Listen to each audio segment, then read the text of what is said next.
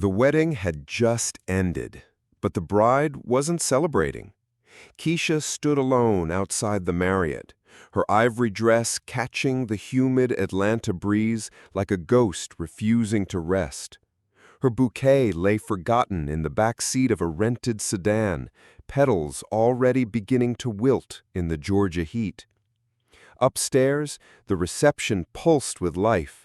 Champagne glasses clinked, cousins laughed, the DJ spun songs that made everybody remember why they believed in love. But Keisha, she wasn't dancing. She wasn't cutting cake or posing for pictures that would live forever in wedding albums. She was parked on a quiet street in Decatur, her manicured fingers gripping the steering wheel like it was the only thing keeping her from drowning, staring at a house that didn't belong in her story. This wasn't part of any plan she'd ever made. Her new husband, Marcus, had kissed her forehead 30 minutes earlier, his lips warm against her skin as he whispered about forgetting his passport. "Baby, I gotta run home real quick before we head to the airport," he'd said, that same smooth voice that had wooed her for 18 months. "You stay here, enjoy the party. I'll be back before you know it." But something in his eyes had shifted when he said it, something that made her stomach twist like a rope pulled too tight. So without telling a soul, she followed him. Still in her wedding dress, still wearing the heels that were now cutting into her feet like tiny knives. And what she discovered shattered every dream she'd carried since she was a little girl playing bride with her mama's old curtains. Marcus pulled up to a townhouse she'd never seen, painted the color of summer storms. Before he could even knock, the door swung open. A woman appeared, hair flowing, smile bright, wearing a dress that hugged her curves like it was made for her body alone. And Marcus, her Marcus, stepped inside without hesitation. No guilt, no looking back. The door closed behind him like it was swallowing her whole world. Keisha sat frozen in that rental car, mascara painting black rivers down her cheeks, whispering the same question over and over until it became a prayer. Why? Why today? Why me? Her name was Keisha Williams, 34 years old, born and raised in College Park, with a heart bigger than the Georgia sky. She worked doubles at Emory University Hospital, 12-hour shifts that left her feet aching and her soul tired, but she never complained. She was the kind of woman who brought homemade pound cake to her patients, who remembered birthdays of people she'd only met twice, who still believed that good things happen to good people if you just waited long enough. Love had been patient with Keisha, maybe too patient. She'd watched friends get married, have babies, buy houses, while she focused on her career, on taking care of her aging parents, on being the dependable one everyone called when life got complicated. Then Marcus walked into her life like he'd been sent from somewhere beyond the stars. It was a Tuesday evening at the Starbucks on Peachtree, rain drumming against the windows like jazz music. She'd just finished a double and needed caffeine to survive the drive home. He was there, leaning against the counter in a tailored suit that cost more than her monthly car payment, talking to the barista like they were old friends. When their eyes met across that crowded space, he smiled. Not the practiced smile of someone trying to impress, but something deeper, something that made her believe in destiny.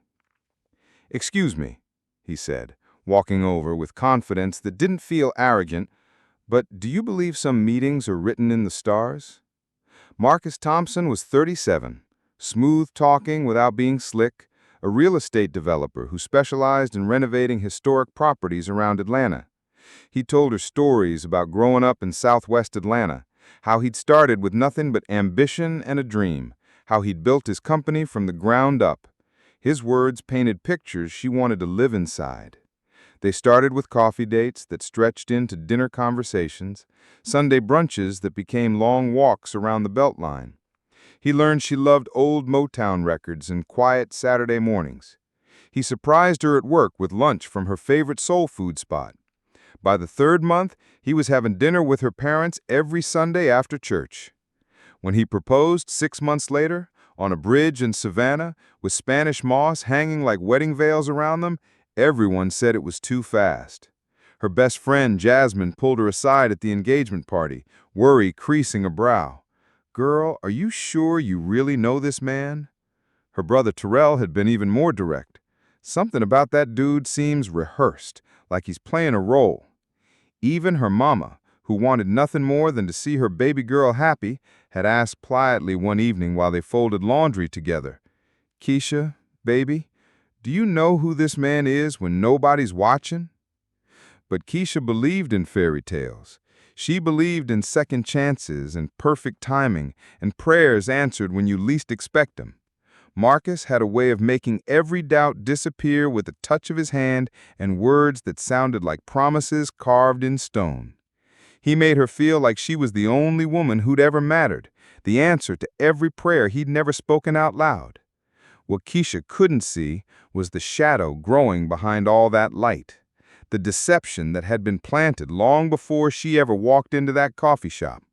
By the time the truth started bleeding through the cracks, it was already too late to stop the wedding train that was carrying her straight to heartbreak. 3 weeks before the wedding, the fairy tale started showing its true colors. It began with whispered phone calls that pulled Marcus out of bed at midnight, conversations that sent him pacing on the balcony of their shared apartment like a caged animal. When Keisha asked about them, he'd brush her off with that smile that used to melt her heart, but now felt cold as winter rain. "Just business, baby. You know how these California clients are. They don't understand time zones." But she knew the difference between business talk and the kind of conversation that made a man's voice drop to a whisper. This wasn't about closing deals or construction permits. This was something else entirely. The phone became his shadow. He slept with it under his pillow, showered with it on the bathroom counter, never let it leave his sight. One evening, when she reached for it by accident while looking for her own, he snapped at her with a harshness that made her flinch. "Keisha, damn, just ask me next time." She laughed it off, told herself that all couples got tense before their wedding day. The stress of planning, the pressure of family, the weight of promises that was supposed to last forever, it could make anybody act strange. She'd waited 34 years for real love, and she wasn't about to let paranoia destroy what God had finally given her. But then came the night that changed everything. It was 2:17 a.m. when she came home from a brutal shift in the ICU. She opened the front door quietly, not wanting to wake him, but voices drifted from the living room like smoke under a door. She paused in the hallway, her nurse's instincts telling her to listen. "I told you, after the wedding we'll have everything we dreamed about. Just hold on a little longer, baby." The words hit her chest like bullets. Those weren't words meant for her ears. That tenderness, that promise, it belonged to someone else. When Marcus saw her standing there, he ended the call so fast it made her head spin. She asked him who it was, heart hammering against her ribs like a bird desperate to escape. He looked her straight in the eyes and lied with the ease of someone who'd had plenty of practice. "Client emergency. She's selling a property and panicking about the closing date. You know how some people get." The way he smiled when he said it, the way he pulled her into his arms and kissed her forehead, it almost made her doubt what she'd heard. Almost. A week later, his bachelor party became another mystery wrapped in smooth excuses. What was supposed to be a quiet night with his boys turned into radio silence that lasted until dawn. When she texted him that night, the message sat unread for hours. He came home the next morning, smelling like perfume that wasn't hers, with a vague story about losing his phone charger and a grin that didn't quite reach his eyes. Keisha didn't say anything, but something deep in her bones whispered that she needed to start paying closer attention. That same weekend, her maid of honor, Jasmine, pulled her aside during brunch, looking like she was carrying a secret too heavy for one person to hold. "I saw Marcus at the Weston bar last night," Jasmine said, her voice barely above a whisper. "He was texting someone, and I swear I saw heart emojis. When I walked over to say hello, he deleted whatever he was typing and acted like nothing happened." Keisha felt the ground shift beneath her feet, but she forced a laugh. "Girl, you're seeing things. Marcus loves me."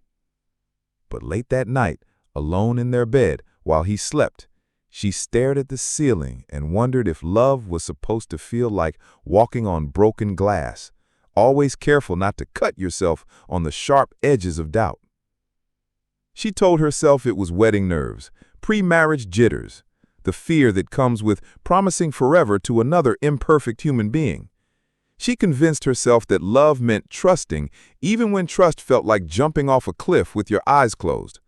She had no idea that the cliff was real, and the fall was going to destroy everything she thought she knew about the man sleeping beside her. The morning of June 15th dawned golden and perfect, like God had personally arranged every cloud in the Atlanta sky for Keisha's happiness. The bridal suite at the Four Seasons buzzed with laughter and champagne bubbles, her bridesmaids floating around her like butterflies in their dusty rose dresses. They helped her step into the gown she'd dreamed about since she was 12 years old, silk and lace that fit her curves like it had been designed by angels who knew her heart's deepest wishes. Her mama cried when she clasped her grandmother's pearl necklace around Keisha's throat, the same pearls that had blessed 3 generations of Williams women on their wedding days. "You look just like sunshine," her daddy whispered when he saw her, his voice thick with pride and the kind of love that only fathers have for their daughters. The ceremony unfolded like a scene from every romance movie she'd ever cried through. White roses lined the garden aisle, their perfume mixing with the warm afternoon air. A string quartet played Pachelbel's canon as 150 guests rose to their feet. Marcus stood at the altar in his midnight blue tuxedo, looking like every dream she'd ever whispered to the stars. But even as she walked down that rose-petaled path, something felt wrong. Not loud wrong, quiet wrong, like a song played in the wrong key. A whisper in her spirit that she pushed down because this was her moment, her day, her happily ever after. During the vows, when Marcus looked into her eyes and promised to love her through every storm and every season until my last breath leaves my body, she felt cold instead of warm. She ignored it, smiled, said "I do" with a voice that carried across the garden like a bell. The reception was everything she pinned to her vision board 3 years earlier. Crystal chandeliers cast rainbow light across ivory tablecloths. The 5-tier cake stood like a monument to their love. Marcus gave a speech that had grown folks crying, talking about how Keisha had taught him what it meant to love somebody more than yourself. "This woman," he said, his hand squeezing hers, "she saved my life just by believing in me." If only she'd known he was practicing those words for someone else. As the night wound down, Keisha went to freshen up in the bridal suite. When she returned, she found Marcus in the hallway, pacing like a man with somewhere urgent to be. "Baby, I'm exhausted," he said, kissing her cheek with lips that felt distracted. "I think I'm going to head out early, get some rest before our flight tomorrow." "You're leaving? Now?" The after-party was just getting started. Her cousins were requesting songs, and this was supposed to be the night they celebrated becoming Mr. and Mrs. Thompson. But he insisted, hugged her close, whispered, "I love you," against her ear, and slipped out the back exit without saying goodbye to anyone. She stood there holding her bouquet, trying to explain his disappearance to curious relatives with a smile that felt like it might crack her face in half. 20 minutes later, she saw it. Marcus's phone, abandoned on their sweetheart table like a piece of evidence at a crime scene. It buzzed once, twice, then the screen lit up with words that stopped her heart. "Where are you? She's waiting." Another message followed immediately. "Hurry up. She said she's not doing this all night." The reception continued around her, laughter, music, dancing. But Keisha felt like she was drowning in the middle of a party. The room blurred at the edges. Her chest tightened until she could barely breathe. Without saying a word to anyone, she grabbed her cousin's car keys and followed the GPS location that Marcus had pinned hours earlier. An address in Buckhead that she'd never seen, a place that wasn't supposed to exist in their love story. The streets got quieter as she drove. Her wedding dress spread across the passenger seat like a ghost of the woman she'd been just hours earlier. The address led her to a luxury townhouse with floor-to-ceiling windows and a BMW in the driveway. A car she didn't recognize, but somehow felt familiar. Light spilled from the windows. Shadows moved behind sheer curtains. And there, walking up to the front door like he owned the place, was her husband of 6 hours. The door opened before he could knock. A woman appeared, silhouetted against the warm light inside, and Marcus stepped into her arms like he'd been coming home to her his entire life. Keisha sat in that car, still in her wedding dress, still wearing her grandmother's pearls, and watched her fairy tale collapse into a nightmare that had her sister's face. The betrayal had a name, and it was written in Keisha's own DNA. She recognized that laugh before she saw the face, recognized the way the woman moved, the tilt of her head, the gestures she made with her hands when she was excited. It was burned into her memory from 34 years of shared Christmases, birthday parties, and whispered secrets in the dark. The woman Marcus was kissing in that doorway wasn't some stranger who'd stolen her husband's heart. It was Renee, her sister, her blood. The person who'd braided her hair for prom, who'd held her when their daddy had his heart attack, who'd helped her pick out her wedding dress just 3 months earlier.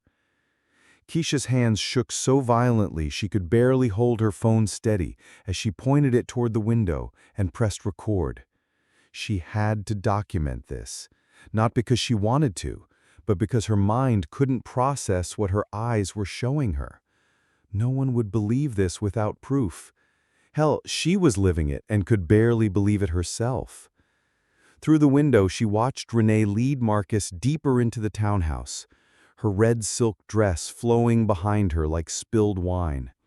They moved with the casual intimacy of lovers who'd been together far longer than the 18 months Keisha thought she'd known Marcus. This wasn't a new affair. This was a relationship with history, with roots, with a future that had been planned around her destruction. "The paperwork is already signed," she heard Marcus say, his voice carrying through the partially open window. "After the insurance money comes through, we can finally stop pretending." Insurance money. The words hit her like ice water in her veins. She thought about the life insurance policy through the hospital, the one that automatically made Marcus her beneficiary the moment they said, "I do." The policy Renee had encouraged her to update just last month, claiming it was responsible planning for married couples. Her phone captured everything. Marcus pulling Renee close, kissing her neck. Renee laughing, running her fingers through his hair. The two of them toasting with champagne while Keisha sat outside in her wedding dress, watching her whole life disintegrate in real time. But it was Renee's next words that nearly killed her. "I told you she'd fall for it.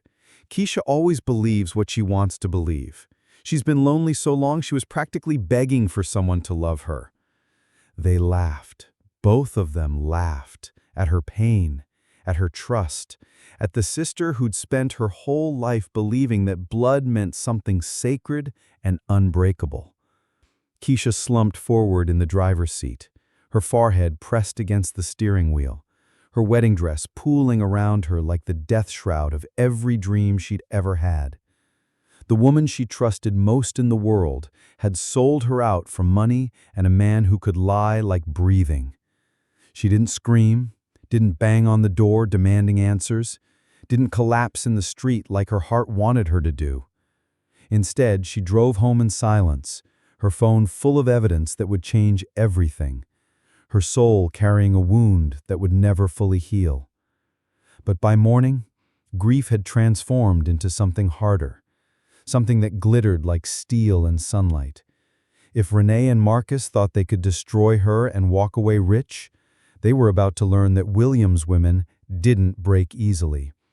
And Keisha Williams, betrayed, humiliated, but not broken, was about to show them exactly what it meant to underestimate the wrong woman. Keisha didn't sleep that night. She sat at her kitchen table until sunrise, staring at the video on her phone, watching her sister and husband celebrate what they thought was their perfect crime.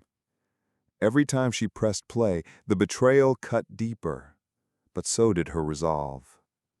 By 8 a.m., she was sitting in the office of Marcus Bryant, a private investigator whose business card she'd gotten from a coworker who'd caught her own cheating spouse. Marcus was a former Atlanta PD detective, the kind of man who'd seen enough lies to recognize truth when it walked through his door. He listened without interrupting as Keisha laid out everything: the secret phone calls, the bachelor party, the wedding night disappearance, the video that proved her marriage was a setup from day one. When she finished, he leaned back in his chair and studied her with eyes that had seen this story too many times before. "Mrs. Thompson," he said quietly, "if what you're telling me is accurate, this goes way beyond adultery. This sounds like fraud, and possibly worse." Within 72 hours, Marcus had answers that made Keisha's blood run cold. The relationship between her sister and her husband went back 2.5 years. Text messages recovered from cloud backups showed that Renee had been feeding Marcus information about Keisha's life, her schedule, her vulnerabilities, her desperate longing for love. The coffee shop meeting wasn't fate, it was orchestrated. Renee had told Marcus exactly when and where to accidentally bump into her lonely sister. Bank records showed payments from Marcus to Renee dating back 18 months. Not large amounts, $500 here, $800 there, but consistent enough to establish a pattern. Payment for services rendered. Payment for playing the supportive sister while secretly sabotaging any doubts Keisha might have had. But it was the voice messages that nearly destroyed her. "Once we get through this wedding," Marcus's voice, recorded on a burner phone, "we'll take that honeymoon to the islands just like we planned. Except it'll be permanent for her, if you know what I mean. Drinking accident, drowning. Happens to tourists all the time." Keisha sat in the investigator's office, listening to her husband plan her murder with the clinical detachment of someone ordering takeout. The man who'd promised to love her until his last breath was actively planning to make sure she took hers first. "There's more," Marcus said, his voice gentle but firm. He played another recording, this one Renee's voice, clear as Sunday morning. "The life insurance money alone is worth it, but with the house and her savings account, we're looking at close to $1 million. Finally, we can stop pretending to care about Saint Keisha and her boring little life." Saint Keisha. That's what her own sister called her behind her back. The sister she'd loaned money to when Renee was between jobs. The sister she'd helped through 2 bad breakups and a stint in rehab. The sister she'd trusted with every secret, every fear, every hope for the future. The evidence painted a picture that made Keisha sick to her stomach. This wasn't a crime of passion or a moment of weakness. This was a calculated, long-term conspiracy to defraud and murder her, planned by the 2 people she loved most in the world. But evidence also gave her power. And Keisha Williams, who'd spent her whole life being the good sister, the reliable friend, the woman who always played by the rules, was about to learn what it felt like to fight dirty. Keisha spent the next week acting like the woman they thought she was, naive, trusting, desperately in love despite the obvious red flags. She posted happy honeymoon photos on social media using stock images from travel websites. She texted Marcus sweet messages about how much she missed him and couldn't wait for their real honeymoon in Aruba. She even called Renee, her voice dripping with the kind of sisterly affection that used to be genuine. "Girl, I know something was wrong with Marcus on the wedding day," she confided, injecting just enough vulnerability into her tone to make it believable. "But you were right. Marriage is about working through problems. I want to surprise him with a romantic gesture before we leave for our trip." Renee ate it up, offering to help plan the surprise while probably texting Marcus about what an easy mark her sister was. Meanwhile, Marcus, the investigator, worked with Atlanta PD to set up surveillance on the Buckhead townhouse. They discovered it was registered under an LLC that Marcus Thompson had created 6 months earlier, the same Marcus Thompson who told his wife he could barely afford the wedding venue. The plan they hatched was simple and devastating. Keisha would stage a fake departure, leaving evidence that she'd gone to the airport alone. Marcus and Renee, thinking she was safely out of the way, would meet at the townhouse to celebrate and finalize whatever they had planned for the honeymoon accident. But instead of finding an empty house and a clear path to murder, they'd find police officers, recording equipment, and a wife who'd finally learned how to play chess instead of checkers. On the night of the trap, Keisha sat in an unmarked van across from the townhouse, wearing jeans and a t-shirt instead of silk and lace. No makeup, no jewelry, no pretense of being the woman they thought they could eliminate. Just Keisha Williams in her rawest form, ready to watch her life's greatest betrayers walk into the justice they'd earned. At exactly 10:15 p.m., Marcus's BMW pulled into the driveway. Renee was already inside, having arrived an hour earlier with a bottle of champagne and a suitcase that probably contained fake identification documents for their post-murder life. Through the window, Keisha watched them embrace, watched them kiss, watched them toast to what they thought was their successful con. She heard Renee say, "I can't believe we actually pulled it off," and Marcus reply, "Baby, this is just the beginning." That's when the lights went on. Police officers surrounded the house, their commands echoing through the quiet Buckhead night. Marcus and Renee were dragged out in handcuffs, both of them screaming about setup and betrayal, the irony apparently lost on them completely. As they were loaded into separate police cars, Renee caught sight of Keisha standing by the van. Their eyes met across the distance that would separate them for the rest of their lives. "You bitch! You never deserved any of this!" Renee screamed. Keisha didn't respond. She didn't curse or cry or collapse. She just watched the police cars drive away with the two people who tried to erase her from the world, carrying them toward a justice that tasted like freedom. The courtroom was packed on the day of sentencing. News crews had picked up the story. Sister and husband conspire to kill bride for insurance money. And it had become the kind of true crime case that made people lock their doors and trust their families a little bit less. Keisha sat in the front row, wearing a simple black dress and her grandmother's pearls, looking like dignity wrapped in quiet strength. She'd lost 20 pounds during the investigation, not from heartbreak, but from the exhausting work of rebuilding her life from the ashes of their deception. Marcus's attorney tried to claim his client had been manipulated by Renee, painted him as a man who'd gotten in over his head with a woman who knew how to exploit his weaknesses. But the prosecution had recordings, text messages, financial records, and a paper trail that showed Marcus as the architect of the entire scheme. Renee's defense was even more desperate. Her lawyer argued that she'd been driven by jealousy and mental illness, that watching her sister's success and happiness had triggered a psychological break that led to increasingly desperate decisions. They tried to paint her as a victim of her own envy. The judge wasn't buying any of it. "This wasn't a crime of passion," Judge Patricia Morrison said, her voice carrying the weight of 30 years on the bench. "This was a calculated conspiracy to commit murder for financial gain, planned and executed over the course of years. The callousness with which these defendants discussed ending Mrs. Thompson's life is beyond comprehension." When it came time for victim impact statements, Keisha stood at the podium and spoke directly to the sister and husband who'd tried to bury her. "You didn't just plan to kill my body," she said, her voice steady and strong. "You killed my ability to trust completely, to love without fear, to believe that family means something sacred.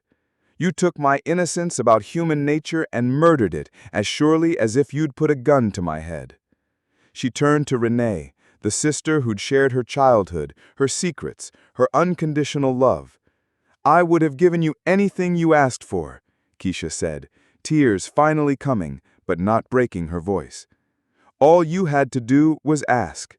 Instead, you chose to take everything, including my life. That's not jealousy, that's evil." The sentences came down like thunder. Marcus received 22 years in federal prison for conspiracy to commit murder, wire fraud, and money laundering. Renee got 18 years for the same charges, plus additional time for identity theft and insurance fraud. As they were led away in shackles, neither looked back at the woman they'd tried to destroy. They didn't deserve to see what they'd created. Not a victim, but a survivor who'd learned that sometimes the people closest to you are the ones standing the furthest away from love. 6 months after the trial, Keisha sold everything that connected her to her old life in Atlanta. The house she'd planned to share with Marcus, the car they'd picked out together, even her grandmother's pearls, because some memories are too heavy to carry into a new beginning. She moved to Charlotte, North Carolina, where nobody knew her story and she could write new chapters without the ghosts of betrayal haunting every page. She found work at a children's hospital, where her patients reminded her daily that innocence still existed in the world, that not every trust would be broken. Therapy helped her understand that loving deeply wasn't her weakness, it was her superpower. The problem wasn't that she'd trusted too much, it was that she trusted the wrong people. Learning to tell the difference became her new education, one that couldn't be taught in nursing school or learned from fairy tales. She started small. Friendships with coworkers who earned her trust through consistency, not grand gestures. Coffee dates with men who understood that her heart had been to war and needed time to remember how to surrender again. Sunday dinners with neighbors who showed up with casseroles and stayed for conversation that didn't require her to perform happiness she didn't feel. Some nights, when Charlotte's skyline glittered outside her apartment window, Keisha thought about the woman she'd been on her wedding day, so desperate to be chosen that she'd ignored every warning sign screaming at her to run. She didn't hate that woman anymore. She'd simply outgrown her, the way butterflies leave behind the cocoons that once kept them safe. A year after the trial, she met David at a bookstore in downtown Charlotte. He was reading to his 6-year-old daughter, voices animated, both of them giggling at a story about a dragon who was afraid of fire. When their eyes met over the children's section, he smiled, not the practiced charm of a man with an agenda, but the genuine warmth of someone who understood that love was supposed to feel like coming home, not going to war. They talked for 2 hours while his daughter picked out books. He told her about losing his wife to cancer, about learning to be a single dad, about how grief had taught him the difference between loving someone and needing them to complete you. She told him about betrayal, about rebuilding, about learning to trust her own instincts again. "I don't need you to save me," she said on their 3rd date, watching him help his daughter with homework at his kitchen table. "I already did that myself." "Good," he replied, looking up from math problems with eyes that held no shadows. "I'm not looking for someone to save. I'm looking for someone to build something beautiful with." And for the first time since her wedding day, Keisha felt her heart open without fear holding it closed. Today, 3 years later, Keisha Williams, she'd taken back her maiden name, runs a support group for women who've survived intimate partner fraud and family betrayal. She meets them in a community center conference room every Thursday evening, a circle of folding chairs where truth gets spoken and healing gets practiced, one story at a time. She tells them what she learned in the ashes of her own destruction, that survival isn't just about breathing through the pain. It's about refusing to let other people's darkness dim your light. That trusting again after betrayal isn't naive. It's the bravest thing a wounded heart can do.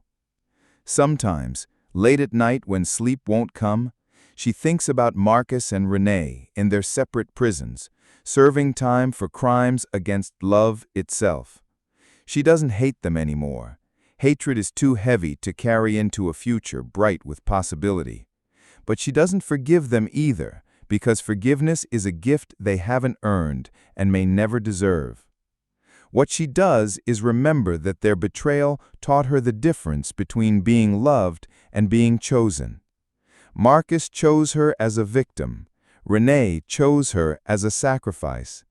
But David chooses her every day, in small moments and large gestures, in the way he brings her coffee without being asked, and holds her hand during movies that make her cry.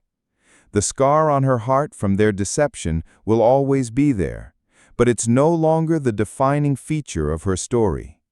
It's simply evidence that she survived something that could have destroyed her, and emerged stronger, wiser, and more careful about who gets access to her tender places. Sometimes the worst betrayals become the doors that lead to our best lives. Sometimes the people who try to bury us forget that we might have been planted, not destroyed. And sometimes, just sometimes, the fairy tale ending isn't about the prince who saves you. It's about the woman who learns to save herself and then chooses to love again from a place of strength instead of need. So tell us in the comments, could you have found the strength to fight back like Keisha did? Could you have trusted again after a betrayal that deep? What would you have done in her situation? If this story moved you, if it made you think about the people you trust and why you trust them, don't keep it to yourself. Share it with someone who needs to hear that survival is possible, that justice exists, and that sometimes the end of one story is just the beginning of a better one. And most importantly, subscribe to our channel for more stories that remind us that even in our darkest moments, we have the power to choose light over darkness, truth over deception, and love over fear. Because sometimes the most beautiful endings rise from the most devastating betrayals, and the strongest hearts are the ones that learn to beat again after being broken.